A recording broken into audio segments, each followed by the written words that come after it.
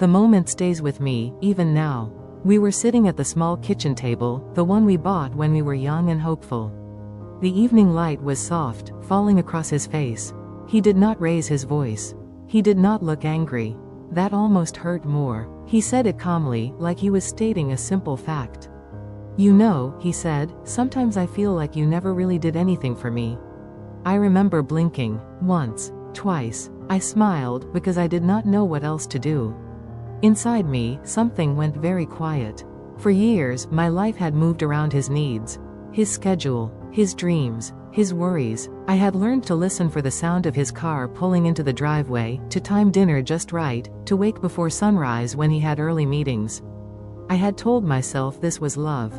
I had believed it. But in that moment, sitting across from him, I felt like a stranger to my own life. I looked at my hands resting on the table. These hands had packed lunches, folded clothes, wiped tears, and held everything together when things fell apart. They looked the same as always. Yet suddenly, they felt invisible. He kept talking, explaining what he meant. How tired he was. How stressed. How alone he felt sometimes. His words floated around me, but I could not catch them. All I could hear was that one sentence repeating in my mind. "You did nothing." I nodded, still smiling. I had learned long ago that tears made people uncomfortable. Silence felt safer. That night, after he went to bed, I stayed awake in the living room. The house was quiet except for the clock on the wall. Tick, tick, tick. Each sound felt like it was counting something I had lost. I thought about the girl I once was. The dreams I placed gently on a shelf, promising myself I would come back for them later. I thought about the choices I made, believing they mattered to someone. That was the night I realized something had changed. Not just in him, but in me. And this is the story of how I slowly understood what it means to give everything to someone, and still be unseen. I used to believe that love was something you proved by staying. By giving. By putting someone else first, again and again, even when it was hard. I married my husband, Daniel, when I was 24 years old. He was quiet, steady, and kind in a simple way. Not the kind of man who said big words, but the kind who showed up on time and kept his promises. At least, that's what I believed in the beginning. We didn't have much when we started. A small rented apartment with thin walls. A kitchen so tiny that two people couldn't stand in it at the same time. But we were happy, or at least I thought we were. Daniel had big plans. He wanted to build a career, be respected, be someone people listened to. I believed in those plans more than anyone. So I made a quiet decision early on. I would support him, no matter what it took. When he stayed late at work, I kept dinner warm. When he was tired, I told him to rest. When money was tight, I learned how to stretch every dollar. I told myself this was what marriage looked like. We had 2 children within the first 5 years. Our son came first, then our daughter 3 years later. From that moment on, my life changed shape. My days were filled with school lunches, doctor visits, and sleepless nights. Daniel kept moving forward in his career. Promotions came slowly, but they came. Each step up meant longer hours and more stress. And each step up meant I stepped back a little more. I left my job when our daughter was born. It wasn't even a long discussion. It just felt expected. Daniel said, "It makes sense for you to stay home. I'll handle the rest." I told myself I would go back to work someday. When the kids were older. When things were easier. Someday kept moving further away. Our home became my whole world. I learned every corner of it. I knew which floorboard creaked and which cabinet door stuck. I knew the sound of each child's footsteps in the hallway. At night, Daniel came home to clean clothes, warm meals, and quiet evenings. He didn't ask how my day was very often. And I didn't complain. I thought silence was part of being strong. Years passed like that, not loudly, just steadily. Family gatherings came and went. Holidays were planned by me. Birthdays remembered by me. Doctor appointments scheduled by me. If something went wrong at home, I fixed it. If someone needed something, I provided it. And if I felt tired or invisible, I swallowed it down. I told myself love didn't need applause. I told myself sacrifice was normal. I told myself that one day, Daniel would look at me and understand. But slowly, something shifted. Daniel started speaking to me less like a partner and more like part of the background. Like the furniture. Always there. Always useful. Never noticed. When friends praised his success, he smiled and accepted it. When they asked about me, he said, "She's fine. She takes care of the house." That sentence followed me for years. I didn't realize how small it made me feel at first. I was too busy being responsible. Too busy holding everything together. There were moments when I wanted to speak up. Moments when I wanted to say, I gave up things too. But the words never came out right. Daniel wasn't cruel. That made it harder. He wasn't yelling or unfaithful. He was simply absent in the quietest way. And so I stayed. I kept giving. I kept believing that love, real love, would eventually notice effort. I didn't know then that love. Little changes began so quietly that I almost missed them. At first, it was just small things. Words not said. Thank yous that never came. I would cook his favorite meals, the ones he once praised, and he would eat in silence while looking at his phone. When I asked how his day was, he would answer with one word. Fine. Then nothing more. I told myself he was tired. Life gets heavy sometimes. Work, stress, age. I made excuses for him because that felt easier than facing the truth. I kept giving anyway. I woke up early every morning. I made coffee just the way he liked it, strong and hot. I ironed his clothes, even though my hands ached. I kept the house clean and warm. I remembered birthdays, doctor appointments, bills, and family plans. I carried all of it quietly, like I always had. But slowly, I started to feel invisible. When guests came over, he talked about his work, his stress, his sacrifices. People praised him. They nodded and said how hard he worked. I sat nearby, smiling softly, holding a tray of tea. No one asked about me. And he never mentioned me either. One evening, after everyone left, I said gently, "You didn't tell them about the years I stayed home to support you." He shrugged. "That was your choice," he said. That sentence stayed with me for days. Another time, I asked him to help with groceries. Just to carry the bags inside. He sighed loudly and said, "Why do you always need something from me?" I felt my chest tighten, but I said nothing. I didn't want to argue. I never liked arguments. I believed peace was more important than being right. But the silence between us grew thicker. He stopped asking my opinion. Decisions were made without me. Trips planned without discussion. Money spent without a word.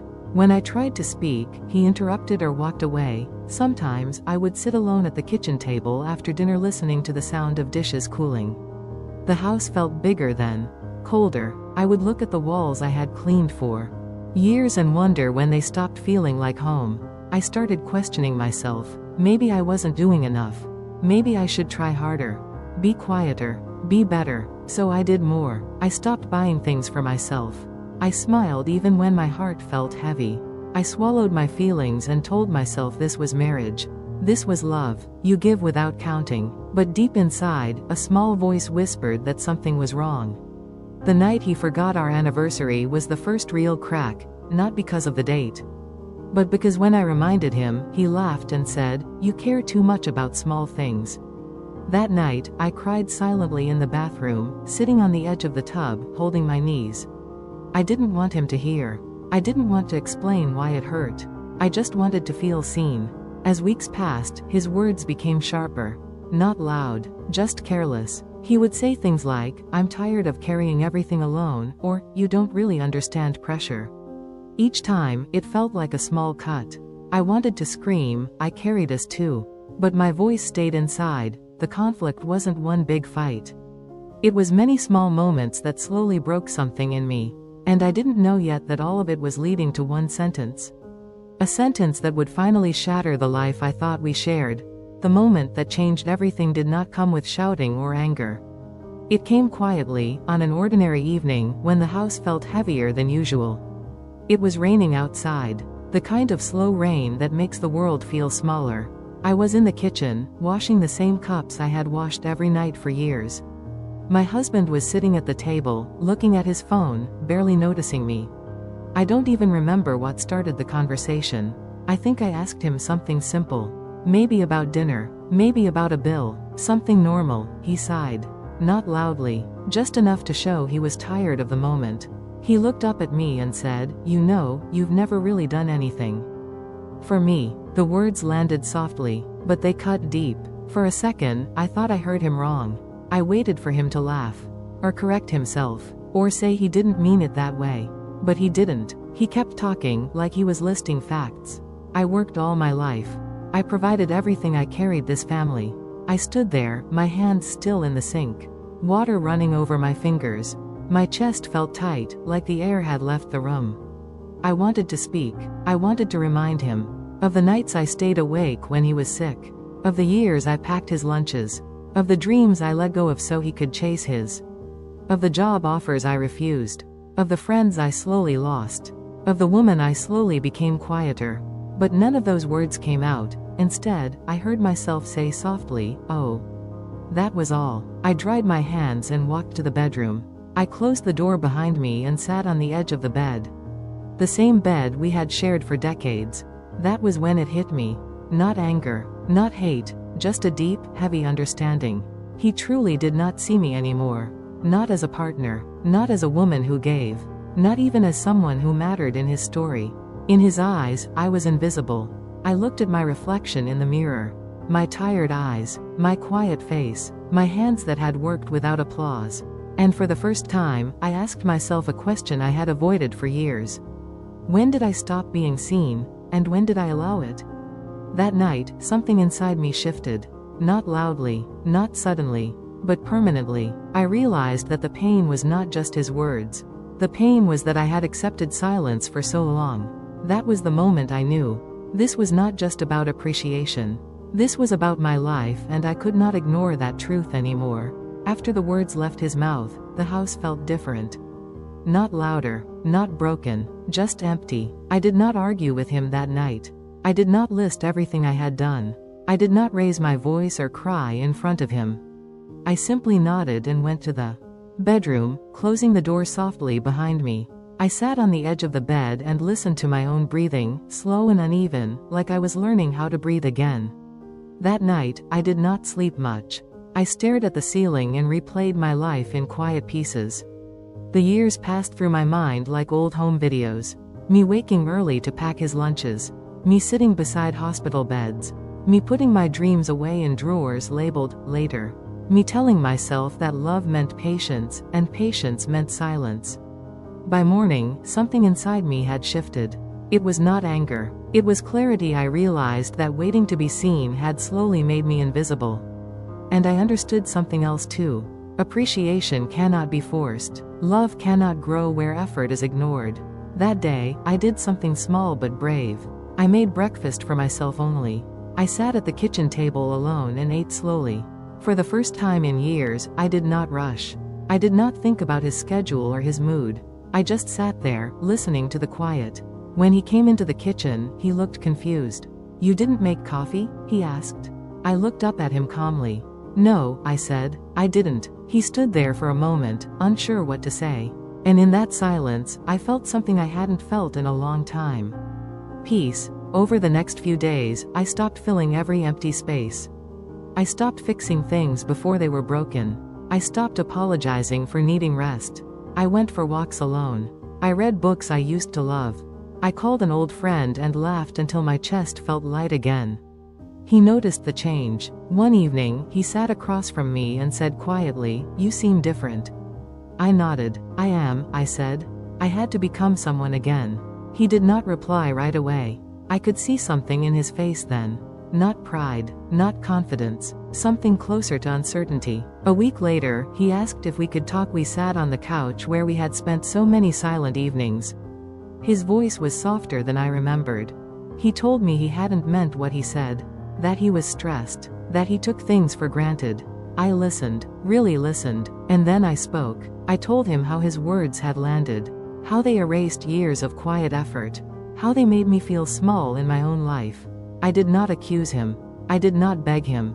I just told the truth, gently and clearly. "I don't need praise every day," I said. "But I need to be seen. I need to matter." He looked down, his hands folded together. "I didn't realize," he said. I believed that he didn't. And that was the hardest part. We decided to take things slowly.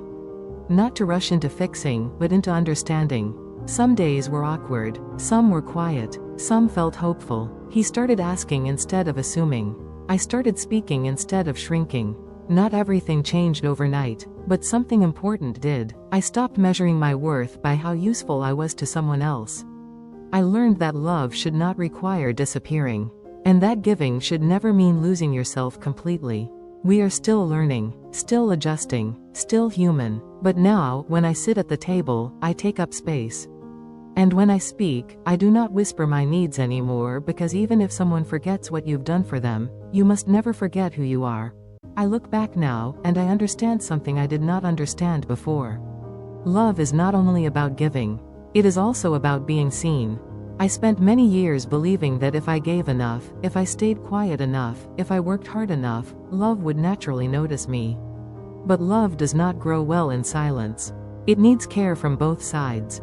My husband and I are still together today, but our marriage is not the same as it was. It is more honest now, slower, softer in some ways, and firmer in others. I no longer disappear inside my love for him. I speak when something hurts. I rest when I am tired. I allow myself to matter.